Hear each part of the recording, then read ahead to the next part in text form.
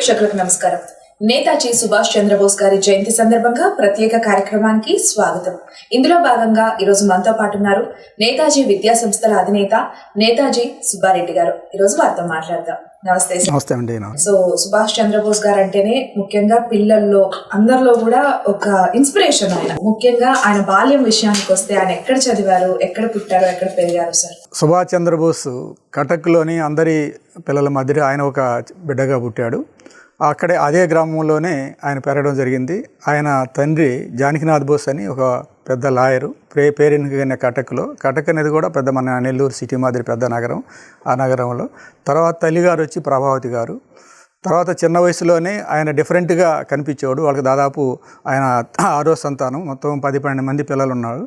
అందులో ఇతను కాస్త అందరికంటే మేధావిగా కనిపిస్తుండేవాడు. సరే, ఇంతమంది పిల్లలను సాకడం కాస్త భారంగా శారద అని ఒక ఇంట్లో ఒక ఆవిడను పెట్టి ఆమె ద్వారా ఆయన పెంపకం జరిగింది. ఆమె ప్రభావమే ఎక్కువ సుభాష్ చంద్రబోస్ మీద ఎక్కువ ఉన్నదని మనకి హిస్టరీ తెలియజేస్తుంది. ఆమె ఆ అబ్బాయిని దగ్గర పెట్టుకొని ఈ రామాయణము, భారతాలు, ఈ దేశంలో పరిస్థితి ఇవన్నీ సాటుతూ ఉండేది.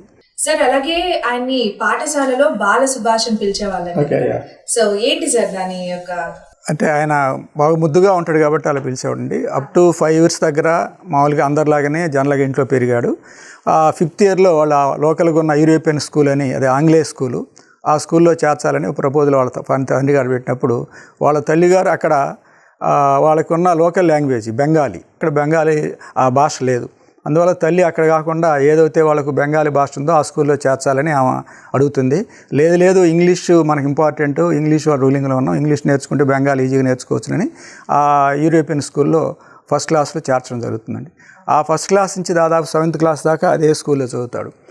ఆ చదివేటప్పుడు తనకు 6-7 years వయసులోనే ఆ రోజు బ్రిటిష్ వాళ్ళ పిల్లలు మన పిల్లలు కలిసి అక్కడ చదివేవాళ్ళు.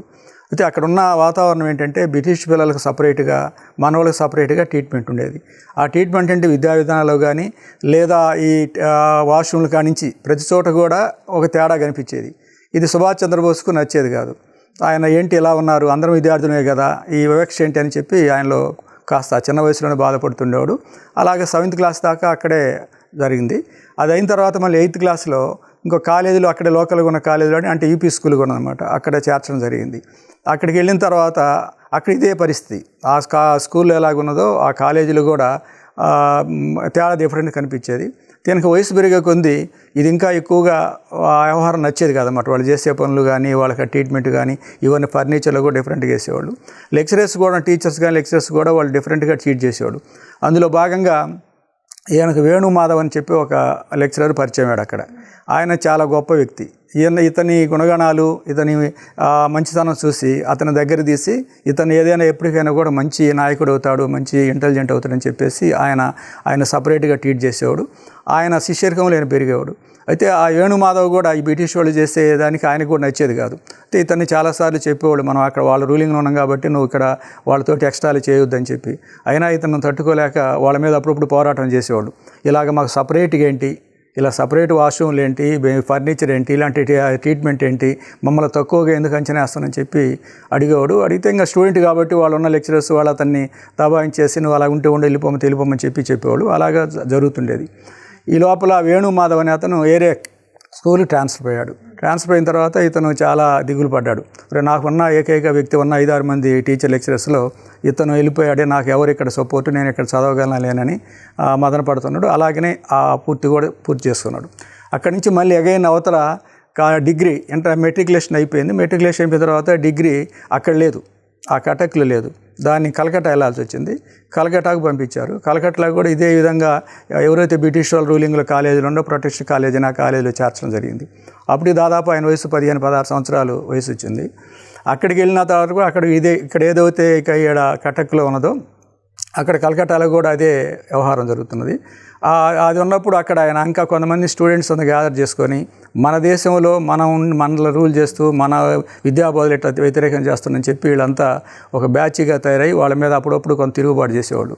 వాళ్ళు అలా చేస్తే వీళ్ళని కొంత పనిష్ చేసి కొన్ని రోజులు స్కూల్కి రానికుండా అలా చేసేవాళ్ళు. లాస్ట్లో ఒకసారి ఏం చేసిందంటే ఈ వ్యతిరేకత అక్కడ ఒక లెక్చరర్ ఓటెన్ అనే ఒక లెక్చరరు వీళ్ళని హీనాతీనంగా మాట్లాడేవాడు. ఇండియన్స్ అంటే బుర్ర లేని వాళ్ళు బ్రిటిష్ అంటే మహామేధావులు, మీరు తక్కువ, మీ కల్చర్ లేదు, మీకు కనీసం వాష్రూమ్ పోవడానికి కూడా సరిగా చేతగాని మీరు దద్దమ్మలు అన్నట్టుగా మాట్లాడుకునేవాళ్ళు. ఇది భరించరాని విషయంగా అందరూ ఫీల్ అయ్యేవాళ్ళు. అప్పుడప్పుడు ధర్నాలు కూడా చేసేవాళ్ళు. ఒక రోజు ఏం జరిగిందంటే, ఈయన లేడు ఆ సందర్భంలో. లేనప్పుడు రిమైనింగ్ స్టూడెంట్స్ అంతా ఇతన్ని అక్కడ ఉన్న ఒట్టేనని చెప్పే వ్యక్తిని మెట్ల మించి దిగి వస్తుంటే వెనక నుంచి నెట్టేస్తే ఆయన పడిపోయిన తర్వాత ప్రిన్సిపాల్ రిపోర్ట్ చేశాడు. రిపోర్ట్ చేస్తే ప్రిన్సిపాల్ అప్పుడు ఎవరిని రిపోర్ట్ అంటే ఈ మన సుభాష్ చంద్రబోస్ మీద కూడా రిపోర్ట్ చేశాడు. యాక్చువల్లీ సుభాష్ చంద్రబోస్ ఆ టైంలో లేడు ఆయన యాక్చువల్లీ మూమెంట్లో అందరికంటే ముందున్నాడు. బట్ ఏంటంటే ఆ రోజు ఆయన సిచ్యువేషన్ లేడు. లేకపోయినా కూడా ఈయనకు ఆల్రెడీ ఒకసారి 4 సార్లు దొంగతనం చేస్తే వాడు చేయకపోయిన చేసిపోయి పోలీసులు చేసినట్టుగా అలాగే ఇతన్ని వాళ్ళతో బ్యాచ్గా తీసుకెళ్ళి అరెస్ట్ చేశారు అనమాట. అరెస్ట్ చేసి తర్వాత ఇంకా ఉన్న వాళ్ళ ఫాదర్ వాళ్ళ ఇన్ఫ్లుయెన్స్ తోటి మళ్ళీ రిలీట్ చేయడం. ఆ తర్వాత మళ్ళీ అగైన్ కూడా ఇదే మూమెంట్ జరుగుతుంటే ఇంకా అక్కడ ఉండేదానికి ఆయన డిస్మిస్ చేశారు. లేదా సుభాష్ చంద్రబోస్ ఈ మూమెంట్ రోజు ఎక్కువ చేస్తామని చెప్పి అసలు కాలేజీ లేకుండా ఆయన డిస్మిస్ చేసి పూర్తిగా టీసీ ఇచ్చి ఎక్కడ ఆ ఏరియాలో ఎక్కడ చేరకుండా యూనివర్సిటీలు కూడా చదవనీయకుండా. అప్పుడు ఆయన ఏం చేశాడంటే ఇంకా తర్వాత వాళ్ళ ఫాదర్ బాగా ఇన్ఫ్లుయెన్స్ క్యాండిడేట్ అయినా కూడా ఆయన వర్క్ పనిచేయలేదు ఆయన చేసిన ఇన్ఫ్లుయెన్స్. తర్వాత కటక్ వచ్చేస్తే ఆల్రెడీ ఫస్ట్ నుంచి ఆయనకు సేవాభావం గల వ్యక్తి కాబట్టి అక్కడ కొంతమందిని పోగు చేసుకొని ఒక టీం సేవాదళం తయారు చేసి ఆ 2 సంవత్సరాల్లో డిస్మిషన్ టైంలో వేరే విలేజ్కి పోయి అక్కడ పోయి సర్వీస్ చేయడం, ఈ మొక్కలు నాటే కార్యక్రమం చేయడం, అన్నదానం చేయడం.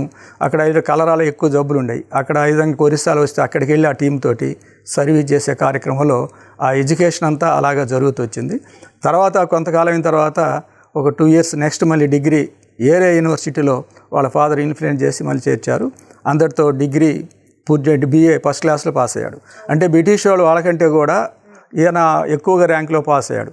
అంటే వాళ్ళకంటే మేధావి అని అనిపించుకున్నాడు. వాళ్ళు ఏదైతే ఇండియన్స్ తెలివి తక్కువ వాళ్ళు, వీళ్ళకి ఏం తెలియదని అనే సందర్భంలో వాళ్ళందరినీ కూడా క్రాస్ అయ్యి ఎక్కువ అయ్యారు. బ్రిటిషర్స్ కూడా ఇతను బాగా మెచ్చుకొని, కొంతమంది వ్యతిరేకం ఉన్నా కూడా ఈజ్ హైలీ ఇంటెలిజెంట్, చాలా మేధావి అని చెప్పి మెచ్చుకోవడం జరిగింది. అక్కడి నుంచి ఈ మూమెంట్లో అప్పుడప్పుడు మనకున్న ఫ్రీడమ్ ఫైటర్స్ చేసే మూమెంట్ కూడా గమనిస్తుండేవాడు. మూమెంట్లో ఇన్వాల్వ్ కాలేదు కానీ ఉండేవాడు. వాళ్ళ ఫాదర్ ఏం చేసిందంటే ఇక్కడ ఉంటే వీడు ఇంకా ఈ ఫ్రీడమ్ ఫైటర్లో చేరి చదవడు, జీవితం చెడిపోద్దని చెప్పేసి ఆయన ICS చదివించాలని కోరుకుంది ఆయనకు. దానికి లండన్ వెళ్ళమంటాడు. నేను ఇక్కడే ఉంటాను, నేను ఈ భారతదేశానికి సేవ చేయాలి, బ్రిటిష్ వాళ్ళందరినీ తరిమేయాలని చెప్పి ముందుకేస్తాడు. సరే అందరూ వాళ్ళ బ్రదర్స్ అందరూ కలిసి లేదు నాన్నగారి కోరిక అది, నువ్వు ఎలాగైనా దాన్ని పూర్తి చేయాలా, అది మనం చేస్తేనే కరెక్ట్ అని చెప్పి అందరు నచ్చ చెప్తారు. చివరికి ఆయనకి ఇష్టం లేకపోయినా కూడా లండన్ వెళ్తాడు. లండన్ వెళ్ళేసి అక్కడ వెళ్తే అక్కడ కాలేజ్ సీట్ ఇవ్వలే. దాదాపు అప్పుడు టైం అయిపోయింది. దాదాపు 2 years కోర్స్ అది. 2 yearsలో ఎప్పుడైనా పూర్తి చేయొచ్చు. కొంతమంది 2 years పూర్తి చేస్తారు, కొంతమంది 3 years కూడా పడుతుంది అది చేయాలంటే. జస్ట్ లైక్ మన CAలు ICS ఆ టైప్ అనమాట. ఆ తర్వాత వాళ్ళు ఏదో రిక్వెస్ట్ చేసి ఇది ఆల్రెడీ మాకు హై స్కూల్లో ఇలాగా రికార్డు ఉంది, కాలేజీలో ఇలా మంచి ర్యాంక్ వచ్చింది అని అక్కడ ఉన్న కొంతమంది స్టూడెంట్స్ లెక్చరర్స్ ఆయనకు సపోర్ట్ చేస్తే అప్పుడు ఫైనల్గా కాలేజ్ ఇస్తారు. అప్పుడు 8 months ఉంది కోర్సు. ఈ 8 monthsలోనే అంత ఎక్కువ బ్రిటిష్ వాళ్ళు ఉంటారు అక్కడ ఆ కాలేజీలో ICS చదివేవాళ్ళు. మనోళ్ళు ఇతనే ఒక వ్యక్తే ఉన్నాడు. సరే ఆ తక్కువ టైంలోనే 4th ర్యాంక్లో పాస్ అవుతాడు. అది బ్రిటిషర్స్కి ఆశ్చర్యం చేస్తుంది. మరి ఇంత తక్కువ టైంలో అసలు పాస్ కాడు, ఇతను వేస్ట్ అనుకున్నప్పుడు వితిన్ 8 monthsలోనే మనోళ్ళు ఇంకా 2 years కూడా ఇంకా పూర్తి చేయలేదు, ఇతను తక్కువ టైంలోనే పూర్తి చేశాడు అని చెప్పి వాళ్ళందరూ బాగా అప్రిషియేట్ చేసి ఒక అవార్డు కూడా ఇస్తారు ఆయనకు. సరే ఏం పూర్తయినా ఆయనకు లోపల మాత్రం సంతోషం లేదు. కారణం ఏంటంటే ఆల్రెడీ ఫాదర్ని కాదని లేక చదవాలని వచ్చి ఆయన మూమెంట్ అంతా ఏంటంటే బ్రిటిష్ వాళ్ళని దేశం నుంచి తారివేయాలి అనేది ఆయన మెయిన్ ప్రధానం అనమాట.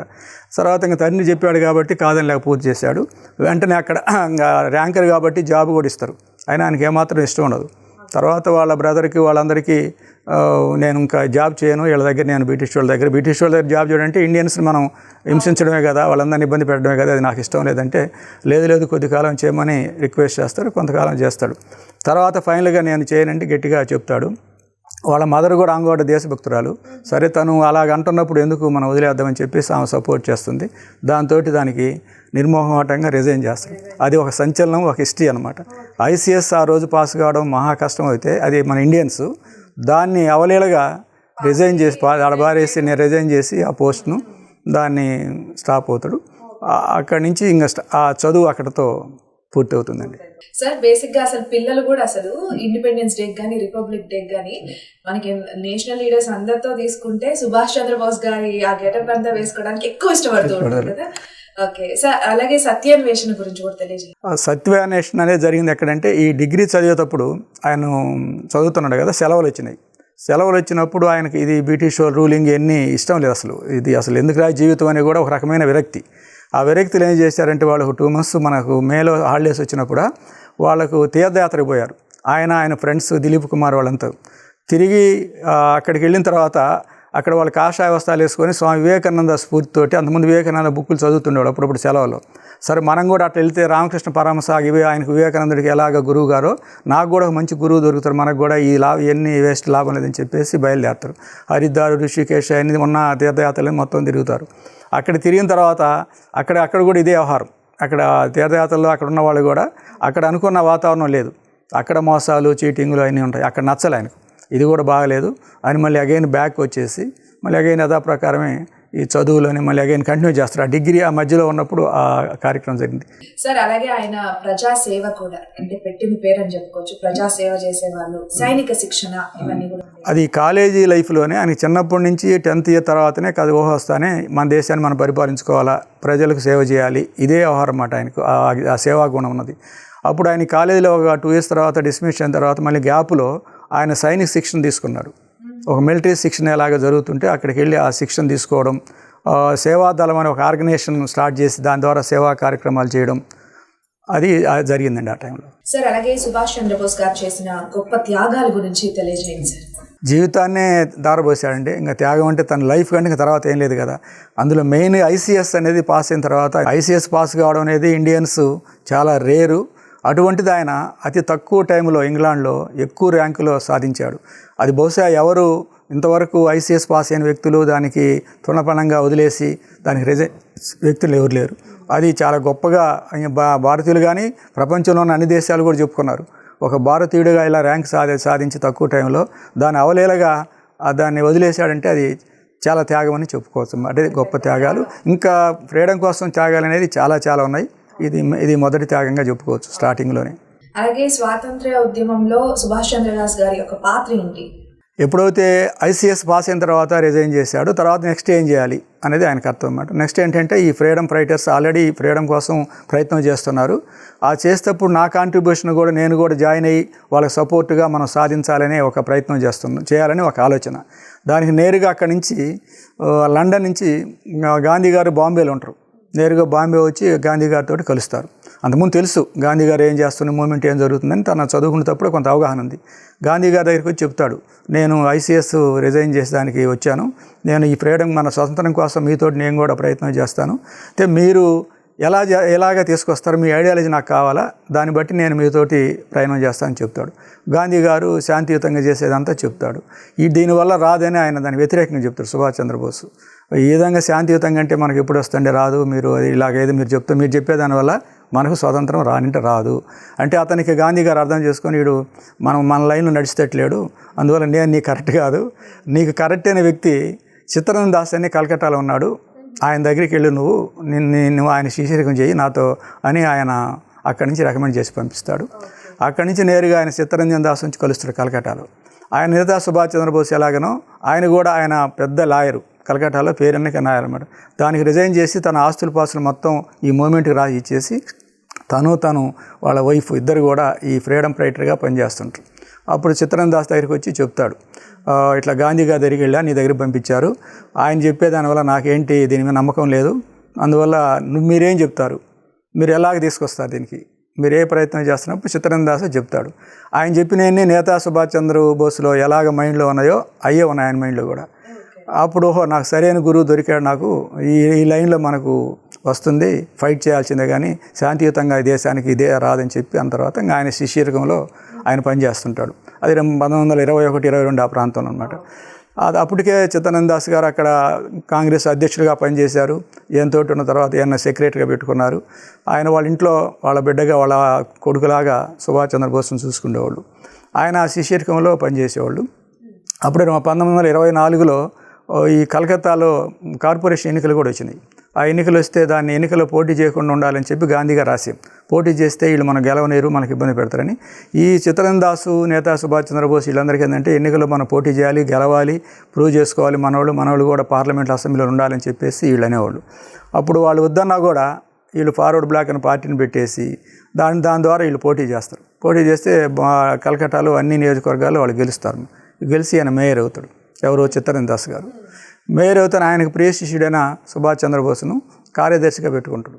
ఆయన కార్యదర్శిగా పెట్టుకున్న కార్యదర్శిగా పనిచేస్తుంటాడు. అప్పుడు ఆయన శాలరీ కూడా 3,000 రూపాయలు ఆ రోజు ఇచ్చేది అప్పట్లో అనమాట. ఆ 3,000లో కూడా 1,550% ప్రజాసేవకే, ఈ ఓల్డ్ స్టూడెంట్స్, పూర్ స్టూడెంట్స్కు ఖర్చు పెట్టి ఒక 1,500 రూపాయలు మాత్రమే ఆయన సొంతానికి వాడుకుండేవాడు. తర్వాత ఆయనలో కార్యదర్శిగా ఉన్నాడు కాబట్టి ఆ రూలింగ్ ఇద్దరు కలిసి కలకట్టాలో చాలా అద్భుతంగా మార్పులు తీసుకొచ్చి మంచి పేరు తీసుకొచ్చారు. అది చిత్తరంజన్ దాస్ గారి వల్ల ఆ రాజకీయాలు అలా జరిగింది. తర్వాత అక్కడ ఉన్నప్పుడు ఆ కార్యక్రమంలో బెంగాల్లో కలకట్టాలో ఉన్నప్పుడే చార్లెస్ అనే ఒక అతను అక్కడ ఒక కమిషనర్ ఉండే, పోలీస్ కమిషనర్, అందరినీ హింసించడం, అరెస్ట్ చేయడం, కాల్పులు జరపడం చేస్తున్నారు. దాంట్లో గోపీనాథ్ అనే ఒక అతను అతని మీద ఒకసారి అతని కాల్చి చంపాలని చెప్పేసి కాల్పులు జరుపుతాడు. అక్కడ లోకల్గా ఉన్న వ్యక్తి ఇలాంటి వాడే, ఈ ఫ్రీడమ్ ఫైటర్లోనే వ్యతిరేకంగా ఉన్న విప్లవభావాలు గల వ్యక్తి అనమాట. ఆ కాల్చడంలో చార్లెస్ కాకుండా అతను ఒక వ్యాపారి, అతను బ్రిటిష్ తగులుతుంది, అతను చనిపోతాడు. చనిపోయిన తర్వాత వీళ్ళందరినీ అరెస్ట్ చేయాలని చెప్పి మొత్తం నేతాజీ సుభాష్ చంద్రబోస్ను రిమైనింగ్ టీం మొత్తాన్ని అరెస్ట్ చేస్తారు. దాదాపు 2.5 సంవత్సరం దాంట్లో అరెస్ట్ అయ్యి జైల్లో ఉంటారు అన్నమాట. రకరకాల జైలు తిప్పుతారు. ఒక జైలు కాకుండా రకరకాల సుభాష్ చంద్రబోస్ను రకరకాల జైలు తిప్పి మళ్ళీ అక్కడ నిరాహార దీక్షలు చేయడం, ఈ ప్రజల్లో వ్యతిరేకత రావడం, దీనివల్ల మళ్ళీ ఆయన వదిలిపెట్టడం, ఇవన్నీ జరుగుతాయి. పెద్ద స్టోరీ అని చెప్పాలంటే ఇక్కడ అంత టైం ఉండదు, కానీ అలా చేసేవాళ్ళు. సరే, బై ఏం జరిగిందంటే ఎప్పుడైతే ఇక్కడ చిత్తరంజన్ దాసు 2025లో అక్కడ ఆయన ఉన్నప్పుడు ఆయన చనిపోతాడు. సుభాష్ వచ్చేసి జైల్లో ఉంటాడు. ఆ జైల్లో ఉన్నప్పుడు ఆయన చనిపోతాడు. చనిపోయిన తర్వాత ఆయనకు ఇంకా తీరని దుఃఖం అన్నమాట. మనం ఇంకేం చేయాలి, సుభాష్ చంద్రబోస్ మనకు చిత్తరంజన్ దాస్నే నమ్ముకున్నాం, ఈయన చనిపోయాడు, ఈ మూమెంట్ గాంధీతో నేను ఈ ప్రయాణం చేయలేనని. సరే, ఏదైనప్పటికీ ఇంకా చనిపోయిన తర్వాత ఏం చేయలేక ఆయన జైలు నుంచి విడుదల చేయమని వీళ్ళందరూ గొడవ చేస్తారు. ఇక్కడ లోకల్ లీడర్స్ అంతా ప్లస్ మూమెంట్ వస్తుంది, ఆయన విడుదల చేస్తారు. తర్వాత ఏదైతే చిత్తరంజన్ దాస్ గారు చేస్తున్నారో దాన్ని ఆ పురపాలక బాధ్యతలని ఆయన తీసుకొని ఆయన నిర్వహిస్తాడు అనమాట. సార్, మాండలే జైల్లో మహనీయుడు అన్న పేరు ఎందుకు వచ్చింది సార్? ఆల్రెడీ ఈ చార్లెస్ని ఇట్లా చంపినప్పుడు ఈయన కూడా దాంట్లో ఉన్నాడు కాబట్టి ఆయన తీసుకుపోయి మాండేల జైల్లో, అది మనకు చాలా అండమాన్ నికోబార్ ఇలాగ ఉన్నదో అది ఒక ప్రత్యేక జైలు అనమాట. దాంట్లో ఎక్కువగా నేరస్తులుగా ఉన్న వాళ్ళు మాత్రం ఘోరంగా హింసించే జైలు అది. అక్కడ తీసుకుపోయి దాన్ని దాదాపు 2.5 సంవత్సరం ఆ జైల్లో పెడతారు. ఆ జైల్లో ఉండగానే మళ్ళీ ఎలక్షన్లు వస్తాయి. మళ్ళీ అది కలకట్టాకు ఎలక్షన్లు వస్తే 1930 సంవత్సరంలో మళ్ళీ ఆ ఎలక్షన్లో ఆయన పార్టిసిపేట్ చేస్తాడు. మళ్ళీ మేయర్గా కూడా గెలుస్తాడు. మేయర్గా గెలిచి ఆయన కార్పొరేషను గెలిచినప్పుడు ఆ రూలింగ్లో ఉన్నప్పుడు మాత్రం బ్రిటిష్ వాళ్ళకి వ్యతిరేకంగా రూల్స్ అన్ని చేస్తుండే కాబట్టి ఆయన తీసుకుపోయి మాండే జైల్లో పెడతారండి. సార్, సుభాష్ చంద్రబోస్ గారు అంటే జాబ్ చేస్తూ క్విట్ అయ్యి ఇండియాకి వచ్చేస్తారు. మళ్ళీ తర్వాత ఆయన 32లో విదేశాలకు వెళ్తారు కదా, దేనికోసంగా వెళ్ళారంటారు? ఆయన ఇక్కడ మనోళ్ళతోటి ఉంటూ ఈ మూమెంట్ని తీసుకెళ్ళడం కష్టం అనిపించింది. అంటే ఇండియన్స్ తోటి ఉండి, ఇండియాలో కూడా కొంతమంది బ్రిటిష్ వాళ్ళకి అనుకూలంగా మన కోవర్ట్లుగా ఉన్నారు. సరే, వీళ్ళ వ్యవహారం, వీళ్ళ ప్లాన్ ఆఫ్ యాక్షన్ డిఫరెంట్గా ఉంది. అందువల్ల ఇక్కడుండి మనం ఈ ఫ్రీడమ్ తీసుకురావడం చాలా కష్టమని చెప్పి నేను విదేశాలకు ఆల్రెడీ గాంధీ మహాత్ముడు ఇక్కడ ప్రయత్నం చేస్తున్నాడు. ఇప్పుడు అదే ప్రయత్నంలో నేను భాగస్వామ్యం కాకుండా వీళ్ళు లోకల్గా వీళ్ళ ప్రయత్నం వీళ్ళు చేయనండి. నేను విదేశాలకు వెళ్ళి విదేశీ నుంచి దేశాలు ఎవరెవరైతే అక్కడ కొన్ని ఈ ఫ్రీడమ్స్ స్వాతంత్రాలు తెచ్చుకున్నారో ఆ దేశాలు ఎలాగొచ్చినా కనుక్కొని వాళ్ళతోటి అని చెప్పేసి ఇంకా ఇండియాను వదిలిపెట్టి ఇది విదేశాలకు వెళ్తాడు. విదేశాలు దాదాపు 1932 నుంచి దాదాపు 40 దాకా విదేశాల్లోనే పర్యటిస్తాడు. పర్యటించి అక్కడ అన్ని దేశాలు, చాలా దేశాలు అక్కడ మనం యూరోపియన్ కంట్రీస్ దాదాపు 50 కంట్రీస్లు ఉంటే అందులో 20-30 కంట్రీస్ ఒక దేశం మీద దండయాత్రలు చేసుకొని ఆక్యుపై చేస్తుంటారు. ఒకసారి ఇటలీ కానీ, జర్మనీ కానీ, జపాన్ కానీ అన్ని దేశాలు అంతే. ఆ దేశాల పరిస్థితి మన దేశం మాదిరి ఎవరి దేశాన్ని వాళ్ళ మీద ఉండే బాప్తు కాదు. వాళ్ళంతా దేశాల మీద దండయాత్ర చేయడం, ఆక్యుపై చేయడం, మళ్ళీ ఓడిపోవడం, మళ్ళీ గెలవడం జరుగుతుంది. అప్పుడు ఆయన 8-7 సంవత్సరాల పాటు విదేశాల్లో రకరకాల దేశాలు తిరుగుతాడు. తిరిగి అక్కడ వాళ్ళందరినీ స్నేహం చేసుకొని వాళ్ళు మాకు సపోర్ట్ చేయండి, మా ఇండియన్స్ని ఇలాగ మమ్మల్ని ఇబ్బంది పెడుతున్నారు బ్రిటిష్ వాళ్ళు అని చెప్పేసి వాళ్ళని రిక్వెస్ట్ చేస్తే ఆ దేశాలకు ఎవరైతే వ్యతిరేకత ఉన్నారో, అంటే బ్రిటిష్ వారికి ఇతర దేశాలు దండయాత్ర చేసి కొన్ని దేశాలు, చాలా దేశాలు ఆక్యుపై చేశారు, వాళ్ళందరూ వాళ్ళకి వ్యతిరేకత. కొంతమంది మళ్ళీ అగైన్ రీబ్యాక్ మళ్ళీ దండయాత్ర చేసి మళ్ళీ వాళ్ళ దేశాలు తీసుకున్నారు. ఆ దేశాల సపోర్ట్ కోరడానికి దేశాలు ఎక్కువగా పర్యటించాడు. ఇండియన్ నేషనల్ కాంగ్రెస్ లో ఆయన రోల్ ఏంటి అసలు? ఆల్రెడీ ఫస్ట్ నుంచి ఆయన ఒక కార్యకర్తగా చేరాడు. ఇక్కడ రకరకాల పదవులు కూడా అనుభవించాడు. తర్వాత బయటికి వెళ్ళిన తర్వాత ఆయన ఎప్పుడైతే ఫారిన్ కంట్రీస్కి వెళ్ళాడు, విదేశాలకు వెళ్ళాడో అప్పుడు సరైన ఇక్కడ ఉన్న కొంతమంది అతివాదులు మిగతా 2 రకాలు ఉన్నారు. గాంధీని ఫాలో అయ్యేవాళ్ళు, గాంధీని ఫాలో కాకుండా వ్యతిరేకించేవాళ్ళు కూడా ఒక మంది అనమాట. ఈ నేతా సుభాష్ చంద్రబోస్ వస్తేనే మళ్ళీ మనకు ఫ్రీడమ్ రాగలదచ్చం, గాంధీ వల్ల కాదని ఆయన మళ్ళీ అగైన్ పిలుస్తారు. 1939 సంవత్సరంలో మంది నేతా సుభాష్ చంద్రబోస్కి పగ్గాలు ఇవ్వాలి, కాంగ్రెస్ అధ్యక్షుని చేయాలి, ఆయన అధ్యక్షతోనే మళ్ళీ జరుగుద్దని చెప్పి అందరు చెప్పిన తర్వాత గాంధీ మహాత్ముడు ఇష్టం లేకపోయినా కూడా మళ్ళీ పిలవనిపించి ఆయనకు ఆల్ ఇండియా కాంగ్రెస్ అధ్యక్షులుగా చేస్తారు. మళ్ళీ అధ్యక్షులు చేసిన తర్వాత కూడా ఆయన లైన్ అదే, వీళ్ళతో కలిసి మళ్ళీ అక్కడ ఆయన ఉపన్యాసాల్లో ఇలాగ మనం పోటీ చేయకుండా మనకు ఫ్రీడమ్ రాదు, లేదా మన వాళ్ళ మీద పోరాడకుండా ఇలా శాంతియుతంగా రాదు, మనం పోరాడాల్సిందని చెప్పి యుద్ధాలు చేయాల్సింది వాళ్ళతో మళ్ళీ అంటారు. దాంతో 2-3 సంవత్సరాలు ఆయన సస్పెండ్ కూడా చేస్తారు. మళ్ళీ కాంగ్రెస్ అధ్యక్షునితో సస్పెండ్ చేస్తారు ఆయన ఆ వ్యతిరేకత ఉన్నాడని చెప్పేసి. మళ్ళీ అక్కడి నుంచి మళ్ళీ అగైన్ ఇతర దేశాలకు వెళ్తాడు అన్నమాట. సో ఇదంతా కూడా అంటే సాహసోపేతమైన ప్రయాణం. ఆ సాహసోపేత ప్రయాణం అంటే ఏంటంటే ఆయన ఆల్రెడీ ఆ ఇతర దేశాలకు వెళ్ళేటప్పుడు కూడా ఇక్కడి నుంచి బ్రిటిషర్స్ ఆయన కేసులు ఉన్నాయి. ఇప్పుడు మనం కూడా ఫారిన్ అటు పోవాలంటే ఏమైనా కేసులు ఉంటే పాస్పోర్ట్ తీసుకెళ్ళరు. అలాగే ఆయన మీద కూడా నిబంధనలు ఉన్నాయి. ఆయన ఎక్కడ ఏరే దేశాలకు వెళ్ళేదానికి లేదు కాబట్టి ఆయన సాహసోపేతం అంటే అది తెలియకుండా వాళ్ళతో వెళ్ళాలి. ఆయన ఏరే ఇతర దేశాల్లో జైల్లో పెట్టినప్పుడు అక్కడ జైలు ఆరోగ్యం బాగాలేకపోతే మళ్ళీ తీసుకొచ్చి రకరకాల జైలు తిప్పి ఆ డాక్టర్ సలహా మేరకు హౌస్ అరెస్ట్ అని ఇంట్లో పెడతారు. వాళ్ళ ఇంట్లోనే చుట్టూ పోలీసులు బలగందంతో అప్పుడు దాని నుంచి తప్పించుకొని పోవడం అంటే బ్రిటిష్ వాళ్ళ రూలింగ్లో ప్రతి చోట నిఘా ఉంది. ఆ నిఘాలు తప్పించుకోవడం చాలా కష్టమైన పని. అయినా తాను ఒక ప్లాన్ ఆఫ్ యాక్షన్ చేసుకొని ఆయన దగ్గరికి హౌస్ అరెస్ట్ లోపల ఉంటాడు. బయట వచ్చేసి కొంతమంది ఆయన అనుచరులు ఆయనతో మాట్లాడిపోతుంటారు. దాని వరకు పర్మిషన్ ఉంటుంది. 100 మంది పోలీసులు ఆ కలకట్టాలో కానీ లేదా ఇక్కడ కటక్లో కానీ అంతలోకి ఉంటారు. ఆయన ఏరే వాళ్ళ ఫ్రెండ్ని బెలనిపించుకొని ఆయన ఒక మారు వేషంలో వస్తే ఆ జియావుద్దీన్ అనే ఒక ముస్లింగా అదంతా గెటప్ వేసుకొని ఆ వేషం ఈయన తగిలించుకొని ఆయన కూర్చోబెట్టి ఆ హౌస్లో ఇంట్లో ఈయన బయటికి వెళ్ళిపోతాడు. దానికి ముందు ప్రచారం చేస్తారంటే ఇంక నేతా సుభాష్ చంద్రబోస్ జీవితం మీద విరక్తి చెందింది, ఆయన ఇంకా రాజకీయాలకు ఉండడు, ఏదో యజ్ఞాలు చేసుకుంటున్నాడు, ఇంకా జనాలను కూడా కలవడు, ఆయన లోపలే ఉంటుండని చెప్పి ఒక పుకారు పుట్టించారనమాట. అందువల్ల వీళ్ళు కూడా కొద్దిగా నెగ్లిజెన్స్గా ఉంటారు అన్నమాట. అప్పుడు ఏవైతే జియావుద్దీన్ అని ఒక అతను లోపలికి వెళ్ళి ఆ వేషం మొత్తం ఈయన తగిలిచ్చేసి ఈయన అక్కడ నేతాజీ ఉన్నట్టుగా నేతాజీ ప్లేస్లో నుండి ఈయన జియావుద్దీన్ అక్కడే ఒక కారులో వెళ్ళి కారులో నుంచి ట్రైన్ కలకట్టాలో నుంచి తర్వాత ఢిల్లీ వెళ్తాడు. ఆ ఢిల్లీలో నుంచి మళ్ళీ అక్కడికి వెళ్ళాలంటే ఇంకా ట్రైన్లో వెళ్ళేదానికి అవకాశం లేదు. ఆయన రకరకాల మార్గాల్లో విలేజ్లు దాదాపు 6 నెలల పాటు ఫారిన్ కంట్రీలు వెళ్ళాలంటే జపాన్ వెళ్ళాలన్నా జర్మనీ వెళ్ళాలన్నా కూడా 6 months విలేజ్లోనే ప్రయాణం చేస్తాడు. ఆ విలేజ్లో గుర్రాల మీద వెళ్తాడు, గాడిదల మీద కూడా ప్రయాణం చేస్తాడు, నడిచి వెళ్తాడు, రకరకాల హెల్ప్ తీసుకొని ఆ రకరకాల వేషాలు రకరకాల భాషలు ఒకే విధంగా కాకుండా చిన్నగా తప్పించుకొని ఇతర దేశాలు చేస్తాడు. అది సాహసోపేతం అంటే చాలా కష్టమైన ప్రయాణం, అది చాలా కష్టమైనది. బ్రిటిష్ వాళ్ళకి కన్నుగప్పి అక్కడికి పోయిన తర్వాత తెలుసు. అప్పుడు దాకా ఇతను ఇక్కడే ఉంటాడు, వాళ్ళకి తెలియదు అన్నమాట. వాళ్ళు మ్యాక్సిమం పట్టుకోవాలని చూస్తారు. బ్రిటిష్ వాళ్ళకి ఎన్ని చెప్పినా కూడా దొరకకుండా ఇతర దేశాలకు పోతాడు. అది సాహసోపేతమైన ప్రయాణం. ఓకే, అలాగే సార్ నేతాజీ గారి యొక్క ఫేమస్ స్లోగన్ ఏంటి? ఆయన సరే ఇవన్నీ అయిన తర్వాత మళ్ళీ సస్పెండ్ అవుతాడు, ఇతర దేశాలకు పోతారు. వాళ్ళతోటి మనం ఇక్కడ ఉండి లోకల్గా మనం సాధించలేం కాబట్టి ఇతర దేశాల సపోర్ట్ తీసుకొని మనం ఫ్రీడమ్ సాధించాలి, మన స్వతంత్రం తెచ్చుకోవాలి అనే ఉద్దేశం అనమాట. అప్పుడు మెయిన్ ప్రధానంగా జర్మనీ, జపాను ఇవన్నీ బ్రిటిష్ వాళ్ళకి వ్యతిరేకాలు అనమాట. ఇటలీ ఈ దేశాల హెల్ప్ తీసుకొని చేయాలనుకుంటాడు. సరే వాళ్ళు హెల్ప్ చేస్తామని చెప్తారు, ఎందుకంటే వాళ్ళకి శత్రుత్వం ఉంది కాబట్టి మనకు హెల్ప్ చేసేదానికి వాళ్ళ సైన్యాన్ని మనకి ఇచ్చేదానికి చేస్తారు. జపాన్ మెయిన్గా ప్లే చేస్తుంది. జపాన్కి ఆ రోజు సింగపూరు తర్వాత ఒరిస్సా, బర్మా ఇవన్నీ అండమాన్ నికోబార్ ఇవన్నీ వాళ్ళ ఆధీనంలో ఉంటాయి. అప్పుడు సుభాష్ చంద్రబోస్కి ఏంటంటే నువ్వు సింగపూర్ నుంచి చెయ్యి, నీకు సైన్యాన్ని కానీ ఫైనాన్స్ కానీ మేము సపోర్ట్ చేస్తాం, జపాన్ సపోర్ట్ చేస్తాం. అలాగే హిట్లర్ కూడా చేస్తారు. హిట్లర్ కూడా ఒకసారి అడుగుతాడు ఆయన, ముస్సోలిని హిట్లర్ కూడా నువ్వు ఎలాగా ఫ్రీడమ్ తేవాలనుకుంటున్నావు ఇండియాలో అని అడుగుతారు.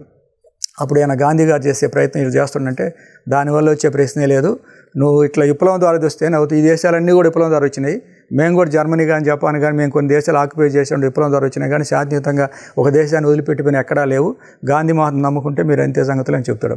అప్పుడు మీరు హెల్ప్ చేస్తే నేను ప్రయత్నం చేస్తాను, వీళ్ళు హెల్ప్ చేస్తూ ఉంటారు. ఆ హెల్ప్ చేసిన సైన్యాన్ని తయారు చేస్తారు. ఆ సైన్యం ఎలాగంటే ఆల్రెడీ మన వాళ్ళు బ్రిటిష్ వాళ్ళు మన దగ్గర ఉన్నారు కదా, మన ఇండియన్స్ వాళ్ళ సైన్యంలో ఉంటుంది, బ్రిటిష్ వాళ్ళ ఆధీనంలో ఉంటుంది. వాళ్ళు బ్రిటిష్ వాళ్ళకు ప్లస్ జర్మనీకి జపాన్కు గొడవలు వచ్చినప్పుడు మన ఇండియన్స్ను ఈ మిలిటరీ అంతా అక్కడ పంపిస్తారు. వాళ్ళు జర్మనీ ఏం చేస్తుంటే ఆ యుద్ధంలో వాళ్ళని ఓడించి యుద్ధ ఖైదీలుగా వాళ్ళందరినీ అక్కడ అరెస్ట్ చేసి పెట్టండి. 1000 మంది యుద్ధ ఖైదీలుగా ఉంటారు.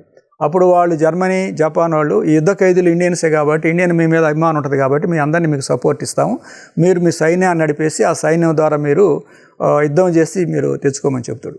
అప్పుడు ఇక్కడ ఒక సైన్యాన్ని తయారు చేస్తారు. దాదాపు 1,00,000 మందితోటి సైన్యాన్ని సింగపూర్లో తయారు చేస్తారు. తయారు చేసి అందులో మహిళా విభాగం కూడా చేస్తారు. ఆడ ఒక మహిళా విభాగానికి అప్పుడు అంతకుముందు ఎప్పుడు లేదు, మహిళలు పోలీసులుగా ప్లస్ మిలిటరీలో ఉండేది లేదన్నమాట. అది నేతా సుభాష్ చంద్రబోస్ చేస్తాడు. దానికి లక్ష్మి అనే డాక్టర్ లక్ష్మి కేరళ ఆవిడను ఒక వింగ్కు అదే చేస్తారు. ఈయన ఒక 4 దళాలుగా తయారు చేస్తాడు. అందులో 4 ఒకటి వచ్చి నేతా సుభాష్ చంద్రబోస్ దళము, ఒకటి గాంధీ దళము, జై హింద్ దళము, ప్లస్ ఇంకోటి వచ్చేసి నెహ్రూ దళం. ఈ 4 భాగాలు చేసి వాళ్ళందరికీ ట్రైనింగ్ ఇచ్చి, అది జపాన్ జర్మనీ ట్రైనింగ్ ఇస్తుంది వాళ్ళందరికీ. వాళ్ళు పోరాటం చేస్తారు. అప్పుడు ఆ సైన్యాన్ని తయారు చేసిన తర్వాత మనం ఈ సైన్యానికి ఏదైనా స్లోగన్ ఇవ్వాలి కదా, ఒక టైటిల్ ఇస్తే బాగుంటుందని చెప్పేసి మనం వందే మాతరం ఉద్యమం ఎలాగ ఇక్కడ మొదలుపెట్టాం అదే టైపులో ఏదో ఒక స్ట్రాంగ్గా ఒక స్పిరిట్ ఒక మూమెంట్ వచ్చేదని చెప్పినప్పుడు అప్పుడు అందులో ఉన్న వ్యక్తుల్లో అలా ఒక 5-6 మందిని అడుగుతాడు సుభాష్ చంద్రబోస్. అడిగితే తర్వాత ఒక అతను అబ్బిదాస్ అని ఒక అతను మన హైదరాబాద్ అతను చెప్తాడు ఈ జై హింద్ అని అంటే చాలా బాగుంటుందని. ఆ తర్వాత నేతా సుభాష్ చంద్రబోస్ చెప్తాడు. ఆయన దగ్గరికి జై హింద్ అని 2 మాటలు అంటే ఆయన కూడా దాని పలికి జై హింద్ జై హింద్ అని గట్టిగా అరిచేసి చాలా బాగుంది ఇది అని ఆయన కౌగిలించుకొని ఆయన బాగా అప్రిషియేట్ చేసి అక్కడి నుంచి ఆ జై హింద్ అనేది మనం ఏదైనా ఎండింగ్లో పలికే పదం అనమాట. అది ఒక స్పిరిట్ అనే పదం. అలాగా జై హింద్ అని వచ్చింది. సార్ అలాగే భారత స్వాతంత్ర సమితి గురించి కూడా తెలియజేయండి సార్. ఇలాగ ఇప్పుడు మనం అనుకున్నట్టుగా ఇతర దేశాల సహాయంతో సింగపూర్లో ఆయన సైన్యాన్ని తయారు చేస్తాడు. అన్ని వాళ్ళు ట్రైనింగ్ అవుతారు. ఇంకా మూమెంట్ స్టార్ట్ చేస్తారు. ఆ మూమెంట్ స్టార్ట్ చేసినప్పుడు మరి మనకు ఒక నాయకుడు, ఈ నాయకుడు ఆ మిలిటరీ మొత్తానికి ఒక నాయకుడు కావాలి. ఆ నాయకుడిని ఏమని పిలుద్దాం అనేది వస్తుంది. అందరూ కలిసి దాన్ని ఏదో రకరకాల పేర్లు అంటారు. అందులో కొంతమంది ఏంటంటే నేత అని అంటారు. నేత అంటేనే మంచి నాయకుడు అనమాట. ఇంకా పక్కన కొంతమంది నేత కాదు, నేతాజీ జీ అంటే గౌరవం అని చెప్పేసి నేతాజీ అని అక్కడ స్టార్ట్ అవుతుంది. అప్పుడు నేతాజీ సుభాష్ చంద్రబోస్. అప్పుడు దాకా సుభాష్ చంద్రబోసే, నేతాజీ అనే పదం లేదు. అప్పటి నుంచి నేతాజీ సుభాష్ చంద్రబోస్ తయారవుతారు. ఇంకా అక్కడి నుంచి ఆ సైన్యంలో కూడా నేతాజీ అని పిలిచేవాడు అనమాట. ఆ సైన్యాన్ని సింగపూర్ నుంచి తర్వాత బర్మా నుంచి రంగూన్ నుంచి మారుస్తారు. ఆ యుద్ధంలో చేసేటప్పుడు అక్కడి నుంచి మూమెంట్ వచ్చేస్తుంది. ఎప్పుడైతే ఈ సైన్యంతో మనకు జపాన్ జర్మనీ ఇతర దేశాలని సపోర్ట్ తోటి 100 లక్షలాది మంది సైన్యంతో యుద్ధం స్టార్ట్ అవుతుంది, జరుగుతుంటుంది. సుభాష్ చంద్రబోస్ కూడా రేడియోల ద్వారా ఉపన్యాసాలు ఇస్తుంటాడు, ఎంకరేజ్ చేస్తుంటాడు. బ్రిటిష్ వాళ్ళకు కూడా ఇంకా ఇటుపక్క గాంధీ మహాత్ముడు ఒకవైపు మూమెంట్ చేస్తున్నాడు, సుభాష్ చంద్రబోస్ కూడా అటుపక్క నుంచి చేస్తున్నాడు.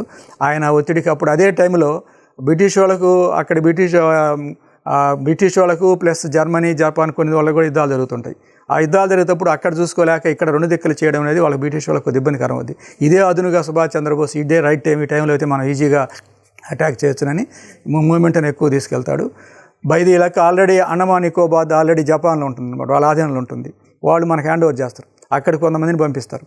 అక్కడ మనకు స్వతంత్ర సమితి అని చెప్పి అనౌన్స్ చేసుకొని మనకు ఫ్రీడమ్ వచ్చినట్టుగానే కొన్ని అండమాన్ నికోబార్ నుంచి ఏరియా కొన్ని ప్లేసులకు మన ఇండియాలోకి వచ్చేస్తారు, కొన్ని విలేజ్లో. ఇంకా మనం ఆక్యుపై చేసాము, ఎంటర్ అయిపోయినామని అప్పుడు త్రివర్ణ పతాకం ఎగరేసి భారత స్వతంత్ర సమితి అని చెప్పి దాన్ని పెట్టుకొని దానికి నేతా సుభాష్ చంద్రబోస్ అధ్యక్షుడు ప్రెసిడెంట్గా, ప్రధానమంత్రిగా, తర్వాత ఇంకా కొంతమంది రకరకాల శాఖల మంత్రులుగా నిర్ణయించుకుంటారు. అది ఇతర దేశాలు కూడా గుర్తిస్తారు. మనకు భారతదేశానికి స్వాతంత్రం వచ్చింది అని చెప్పి ఇది చేసి నాణ్యాలు కూడా తయారు చేసి మనకు స్వాతంత్రం వచ్చినట్టుగానే కొన్ని ఆ బర్మాలు ఉండే విలేజెస్ అని చేస్తారు. పై బ్యాడ్ లక్ ఏంటంటే ఆ మూమెంట్లో ఒక 3 నెలల నుంచి 6 నెలల దాకా ఆ యుద్ధం చేస్తూ కొంత ఆక్యుపై చేసుకుంటాం ఇండియాలోకి ఎంటర్ అయిన తర్వాత విపరీతమైన వర్షాలు వస్తాయి. విపరీతమైన వర్షాల్లోనే ప్రయత్నాలు చేస్తుంటారు. మనకు వాళ్ళకున్నంత మందుగుండు సామాన్ లేదు. బ్రిటిష్ వాళ్ళకు వాళ్ళ రూలింగ్ కాబట్టి వాళ్ళకి యుద్ధ విమానాలు ఉన్నాయి, ప్లస్ రైళ్లు కానీ అన్ని విధాలుగా వాళ్ళకి ఉన్నాయి. మనకు అన్నీ లేవు. మనకి జపాన్ జర్మనీ వాళ్ళ హెల్ప్తో చేస్తున్నాం. ఈ లోపల ఏంటంటే వాళ్ళు బ్రిటిష్ వాళ్ళు ఈ సింగపూర్ను తర్వాత అండమాన్ వాటిని కూడా మళ్ళీ అగైన్ రీబ్యాక్ వాళ్ళు విషయం చేసుకున్నారు. జపాన్ వాళ్ళు బ్యాక్ అయిపోయారు. మనకు ఎవరైతే హెల్ప్ చేస్తున్నారో వాళ్ళు మనకు హెల్ప్ చేస్తానికి లేకుండా వాళ్ళు ఆ యుద్ధాన్ని విరమించుకొని వెళ్ళిపోయారు. సుభాష్ చంద్రబోస్కి కూడా చెప్పారు, ఇంకా మేము చేయగలిగింది ఏం లేదు, మీరు ఏమని చేసుకుంటే మా అయిపోయింది, మేము బ్యాక్ అవుతున్నాం, మా యుద్ధాన్ని విరమించని చెప్పి. అప్పుడు నేతా సుభాష్ చంద్రబోస్ చాలా బాధపడి, సరే లాస్ట్ వరకు మేము ఇంకా పోరాడతామని సైన్యంతో పోయి చెప్తాడు. వాళ్ళందరూ లేదు నువ్వు బ్రతికుంటేనే, నువ్వు సైన్యంలో ఏమైనా అయితే మళ్ళీ ఫ్రీడమ్ రాదు, మేము ఏమైనా పోయినా మేము పోరాటం చేస్తాం, ఈ వర్షాలైనా కూడా మీరు వెనక్కి వెళ్ళమంటాడు. ఆయన వెళ్ళేదానికి సిద్ధపడలేదు, కానీ చివరికి అందరి కోరిక మేరకు ఒప్పుకుంటే అందరికీ స్పీచ్ ఇచ్చేసి, నేను ఎప్పటికైనా మన స్వాతంత్రం వచ్చి తీరుతుంది, అయిపోయింది, లాస్ట్కి వచ్చింది, ఈ పాటికి వాళ్ళు చాలా వరకు సర్దుకొని వెళ్తున్నారు, ఇది రావడం తథ్యం, మీరందరూ కూడా ఈ ప్రయత్నంలో చేసినందుకు వాళ్ళందరికీ థ్యాంక్స్ చెప్పి ఆయన మళ్ళీ అగైన్ ఇట్లా జపాన్కి వెళ్ళిపోతాడు. అప్పుడు వీళ్ళు కూడా చిన్న భిన్నం అయిపోతారు. ఈ సైన్యం మొత్తం ఎక్కడోళ్ళు అక్కడ ఆ వర్షాలకు ఏ విలేజ్లు వీళ్ళు ఆగిపోవడం, కొంతమంది రైళ్ళకి వెళ్ళిపోవడం, అక్కడ అది ఖాతమైంది. ఆ తర్వాత ఆయన జపాన్ వెళ్ళి అక్కడికి వెళ్ళే ప్రయాణంలో మనకు చెప్పిన హిస్టరీ ఏంటంటే, ఆయన మళ్ళీ జపాన్ వెళ్ళే టైంలో ఫ్లైట్లో పోతున్నట్టు ఆ ఫ్లైట్ క్లాష్ అయినట్టు, ఆయన చనిపోయిన 1945 ఆగస్ట్ 18 జరిగిందని చెప్తారు, కానీ దానికి సరైన రికార్డ్స్ అయితే లేవు, అది పుకారే. అందువల్ల మనం ఇప్పుడు జయంతులు తప్పితే వర్ధంతులుగా లేవు. దాని మీద రకరకాల కమిటీలు వేశారు, ఆ కమిటీలో కూడా ఎక్కడ ప్రూవ్ కాలేదు, ఇప్పుడు కూడా ఆయన చనిపోయినట్టుగా ఆధారాలు లేవని చెప్తున్నారు. ఇది నేతా సుభాష్ చంద్రబోస్ హిస్టరీ. లాస్ట్ వరకు ఆయన అందరూ కూడా చెప్తాడు, లాస్ట్ వరకు నేను నా ప్రాణం ఉన్నంత వరకు ఆ ఫ్లైట్లో వాడు చెప్పింది అన్నమాట. ఫ్లైట్ క్లాష్ అయినప్పుడు ఆయన ఆ పెట్రోల్ అంతా తడిసిపోయి చనిపోయే సందర్భంలో తన సన్నిహితుడు చెప్పింది, నేను నా ప్రాణం ఉన్నంత వరకు ప్రయత్నం చేసిన అని చెప్పి ఫ్రీడమ్ సరిగా వస్తుంది గ్యారంటీగా, ఇంకా 2-3 సంవత్సరాలు మనకు వచ్చి తీరుతుంది ఈ మూమెంట్ అని చెప్పి వెళ్తాడు. చలో ఢిల్లీ అనేది ఏంటి సార్? అది అక్కడి నుంచే మనం సింగపూర్ నుంచి చలో ఢిల్లీ అనే నినాదంతో బయలుదేరతారు. సింగపూర్ నుంచి బర్మా నుంచి రంగూన్కి వచ్చి ఇంక ఢిల్లీ చేరాలి. ఢిల్లీ అంటే అక్కడ చేరాలంటే ఇంకా 3 months టైం పడుతుంది. అంటే ఆ విలేజ్లో కూడా ఆక్యుపై చేసుకుంటూ వస్తారు అనమాట. అది చలో ఢిల్లీ నినాదం అనమాట. సో చివరి ఘట్టంగా మనకి ఎలాంటి ఆధారాలు లేకుండానే అంతే అది ముగించింది అనమాట. సో థ్యాంక్ యూ సార్, ఎందుకంటే ఈరోజు సుభాష్ చంద్రబోస్ గారి జయంతి సందర్భంగా పలు విషయాలు మాకు తెలియజేశారు. Thank you sir, thank you so much. So views చూసారు కదా, ఇది వాటి నేతాజీ సుభాష్ చంద్రబోస్ గారి జయంతి సందర్భంగా ప్రత్యేక కార్యక్రమం. మరో ప్రత్యేక కార్యక్రమంతో మళ్ళీ కలుద్దాం. అంతవరకు జై హింద్.